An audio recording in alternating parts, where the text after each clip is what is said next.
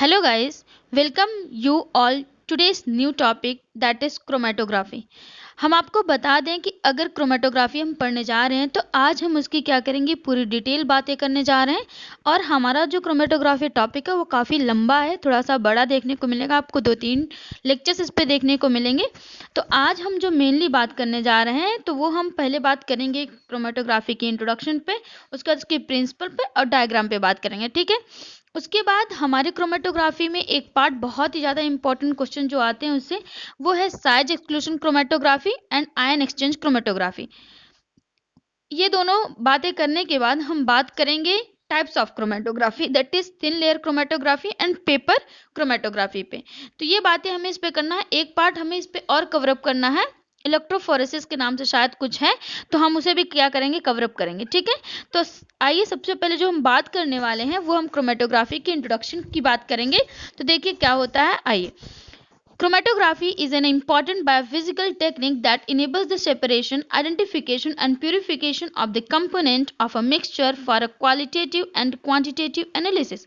कहता है क्रोमेटोग्राफी क्या है, एक बायोफिजिकल टेक्निक है। क्या है, बायोफिजिकल, बहुत ही इम्पॉर्टेंट और बहुत ही इम्पॉर्टेंट बायोफिजिकल टेक्निक है, जिससे हम क्या कर सकते हैं, सेपरेशन कर सकते हैं, आइडेंटिफिकेशन कर सकते हैं, किसी चीज़ को देख सकते हैं, आइडेंटिफाई कर सकते हैं एंड प्यूरिफिकेशन भी कर सकते हैं, मतलब प्यूरिफाई भी कर सकते हैं किसी चीज़ को of the component of a mixture. जैसे हमने 1, 2, 3, 4 कई सारे मिक्सचर्स को लिया है, तो हम उनको क्या करते हैं, क्रोमेटोग्राफी की टेक्निक से हम उसे क्या करते हैं, सेपरेशन कर सकते हैं। सबसे पहले जैसे कि हमने 3-4 आयंस को मिला लिए, अब हम आयंस को क्या करेंगे, उस बेसिस पे क्या करेंगे, मूव कराएंगे, ठीक है। तो अलग अलग आयंस को हम क्या कर सकते हैं, सेपरेशन कर सकते हैं। और ये भी कर सकते हैं कि उसकी कलर से हम ये भी पता कर सकते हैं कि इसकी ये कौन सा आयन है, ठीक है। और दूसरा, इसकी प्यूरिफिकेशन भी कर सकते हैं, अगर हमको प्यूरिफाई करना है तो हम क्या करते हैं, इसकी प्यूरिफिकेशन भी कर सकते हैं, ठीक है। तो क्वालिटेटिव एंड क्वांटिटेटिव एनालिसिस, मतलब कितनी क्वालिटी का है, कौन सी क्वालिटी का है और कितना प्रेजेंट है, ये सब भी हम क्या करते हैं, क्रोमेटोग्राफी में देखने का काम करते हैं क्रोमेटोग्राफी की टेक्निक से। आगे चल के हम आपको दिखाएंगे कि कैसे क्रोमेटोग्राफी, मतलब एक पेपर के थ्रू कैसे क्रोमेटोग्राफी किया जाता है, ठीक है। जब हम थिन लेयर क्रोमेटोग्राफी की बात करेंगे या पेपर क्रोमेटोग्राफी की बात करेंगे तो उसमें मैं आपको क्या करूंगी, बताने का काम करूंगी, ठीक है। तो चलिए आइए बात करते हैं the Russian botanist Michael Tswett, Michael Tswett, wait minute one, the term chromatography in 1906। तो जो रशियन बॉटनिस्ट थे उन्होंने क्या किया है, इस पे क्या उन्होंने ये इसका नाम दिया है, मतलब टर्म दिया है क्रोमेटोग्राफी का, जिनका नाम था रशियन बॉटनिस्ट का। एक बार मैं आपको याद दिला देती हूँ, 1 मिनट रुकिएगा आप, 1 मिनट, 1 सेकेंड।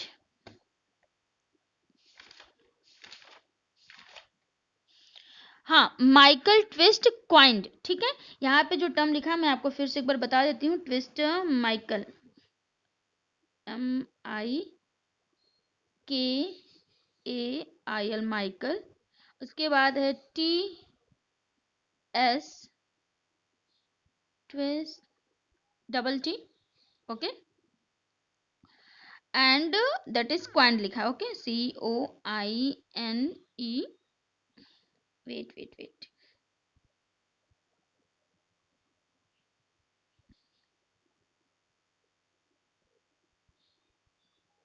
तो क्या पढ़ेंगे, the Russian botanist Michael Twist coined the term chromatography in 1906, okay. So let's proceed further.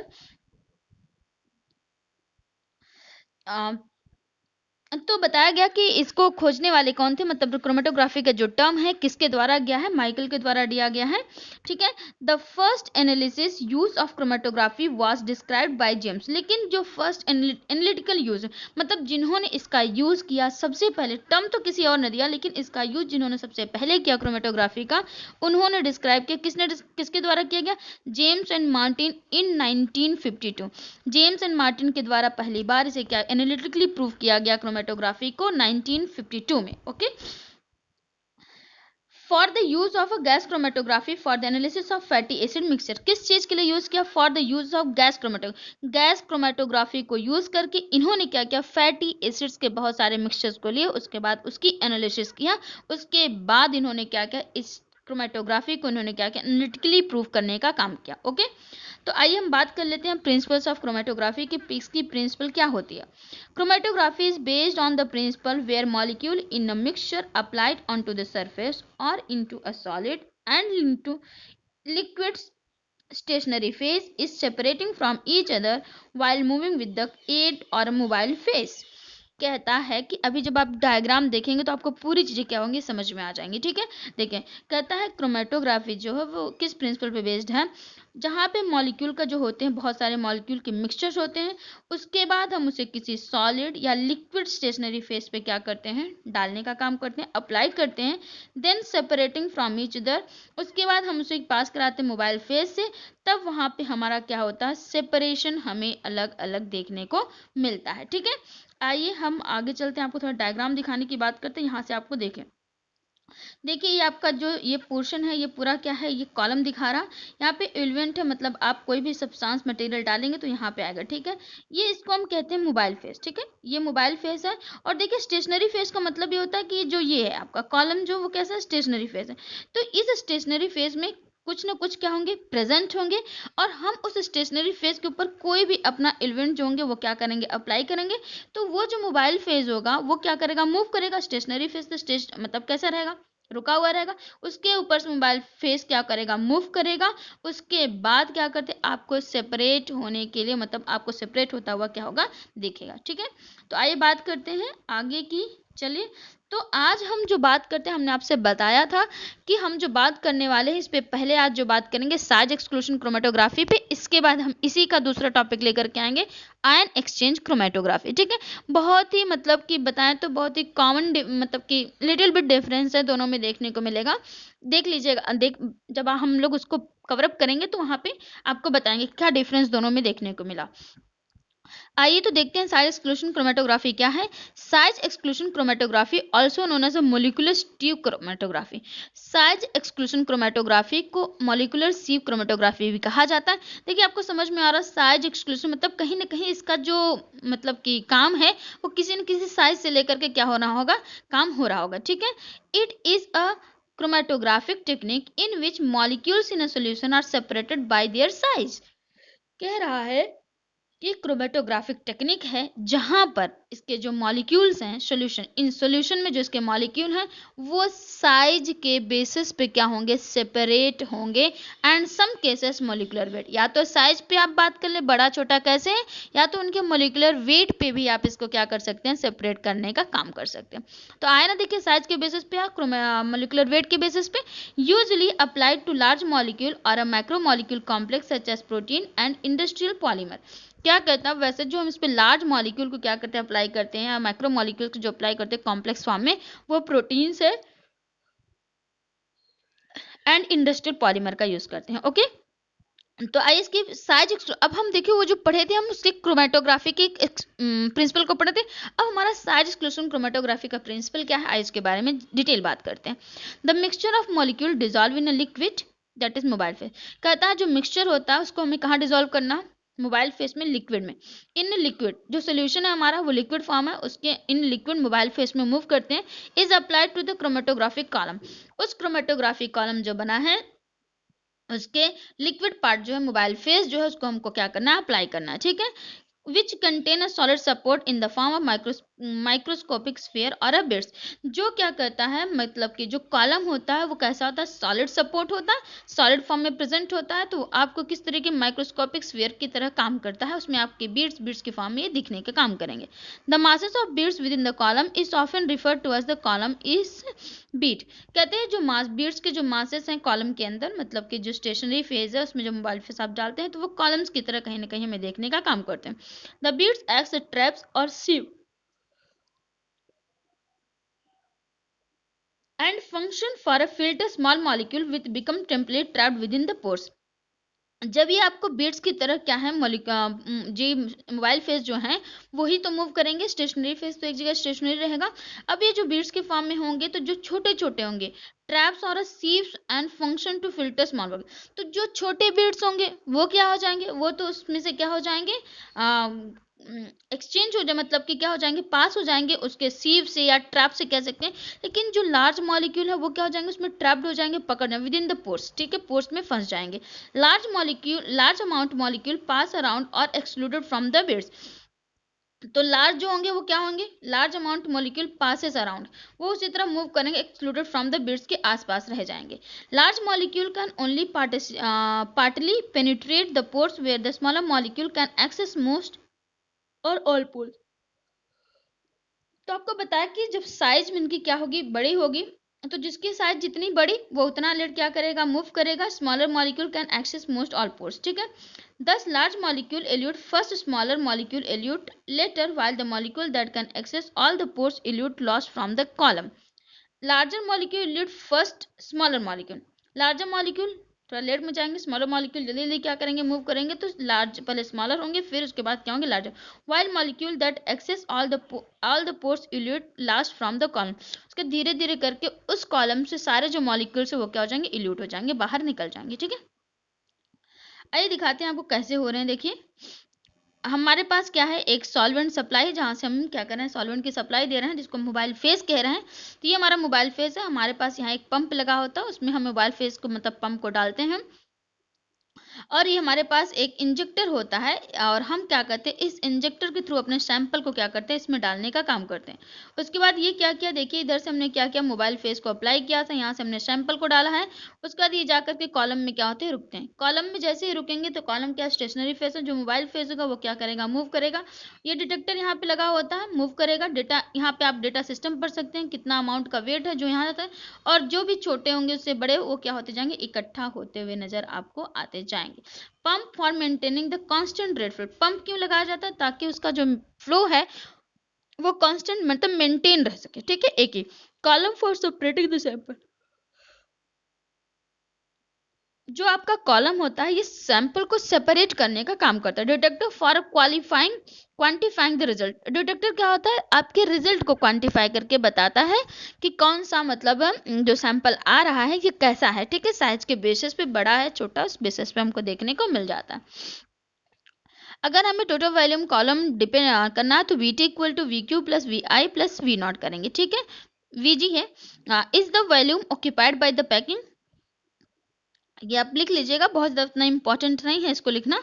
तो आइए हम जो बात कर लेते हैं वो आगे जो हमारा इंपॉर्टेंट है, component of a size exclusion chromatography. तो कौन कौन से कंपोनेंट है जो हमारे साइज एक्सक्लूशन क्रोमेटोग्राफी में यूज होते हैं।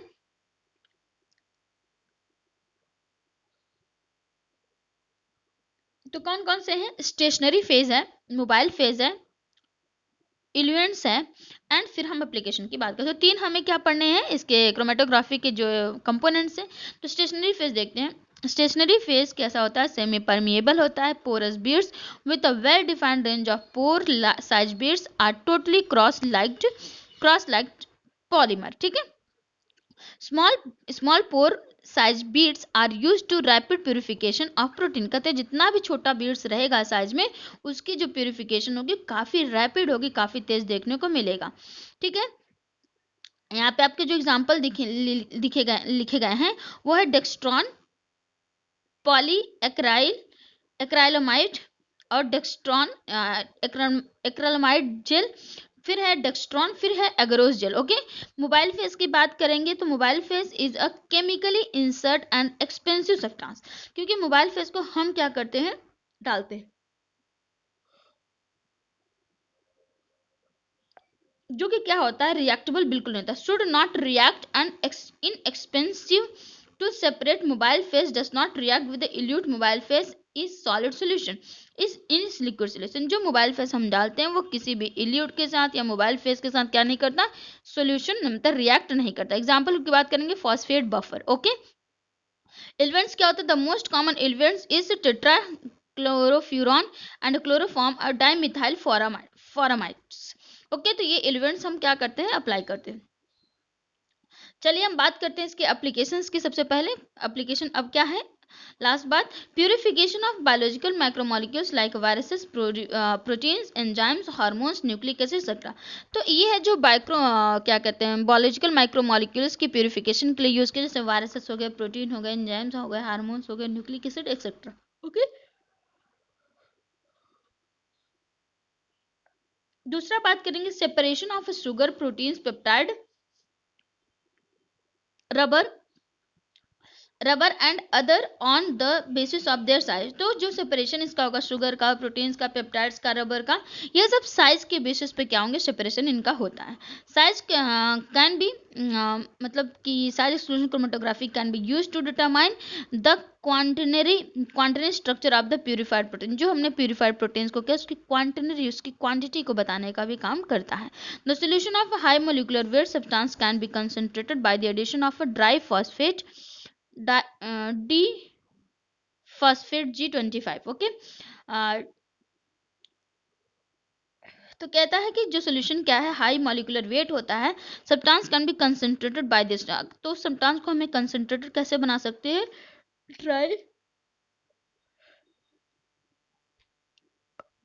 ड्राई डी फेडेक्स G25 अगर आप पिलाते हैं तो वो जो कंसंट्रेशन हाई मोलिकुलर वेट का होता है वो और भी ज़्यादा क्या हो जाएगा, कंसंट्रेशन हो जाएगा। Size exclusion chromatography is the separation of large molecule of the biological origin from the inorganic and ionised species. चाहे वह आयोनाइज्ड फॉर्म की स्पीसीज हो, चाहे वह इनऑर्गेनिक हो, चाहे ऑर्गेनिक हो, तो उसको बायोलॉजिकल लेवल पे क्या करने का काम करता है, साइज एक्सक्लूजन क्रोमेटिक से रिप्रेजेंट करता है लार्ज मॉलिक्यूल को बायोलॉजिकल ओरिजिन से। ओके। तो ये बातें हमारी जो हमने बात की, हमारी बातें यहाँ से क्या होती हैं, ख़त्म हो जाती हैं कि हमने आज जो बात किया वो साइज एक्सक्लूजन क्रोमेटोग्राफी की बात किया है। आगे जो हम बात करेंगे आयन एक्सचेंज क्रोमेटोग्राफी की बात करेंगे। अगर आपने अभी तक चैनल को सब्सक्राइब नहीं किया है तो प्लीज़ चैनल को सब्सक्राइब कर लीजिए और बेल आइकन को ज़रूर दबा लें ताकि कोई भी नोटिफिकेशन आपसे ना छूटने पाए, क्योंकि ये जो इम्पोर्टेंट जो टॉपिक्स हम लेकर के आ रहे हैं ये आपके लिए बहुत ज़्यादा क्या है, इंपॉर्टेंट है, हेल्पफुल होंगी। आपके चाहे यूनिवर्सिटी के इंटरनल एग्जामिनेशन की बात करें या एक्सटर्नल एग्जामिनेशन की बात करें, या तो आप CSIR के लिए प्रिपरेशन कर रहे हैं, नेट JRF जिस भी चीज़ के लिए कर रहे हैं, तो ये सब जो टॉपिक्स लेकर के आना ये आप सबके लिए बहुत ज़्यादा क्या होंगी, हेल्पफुल होंगी, बहुत इंपॉर्टेंट है। Okay, thank you guys, bye bye, take care.